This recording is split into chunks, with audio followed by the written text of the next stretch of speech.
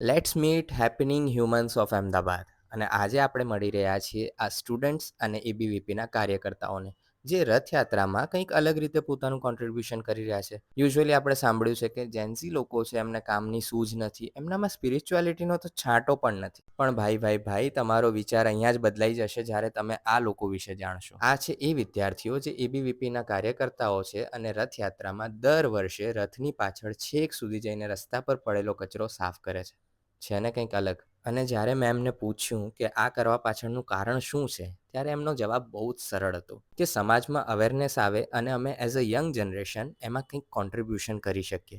રથયાત્રામાં હજારો લાખો લોકો ભેગા થશે તો ઓબ્વિયસલી કચરો પણ થશે. તો કચરો બીજા દિવસે સાફ કરવાની રાહ શેના માટે જોવાની? રથની પાછળ જોડે જોડે ચાલીને જ રથયાત્રા રૂટની સફાઈ કરતા જઈએ ને. છે ને ઇનોવેટિવ વસ્તુ. અને આ કામ એ લોકો 2019થી સતત કરી રહ્યા છે, એટલે એમાં ડેડિકેશન પણ છે. સો હવે જ્યારે તમે નેક્સ્ટ જનરેશનને જજ કરો ને, એ પહેલાં આ વિડીયો યાદ કરજો.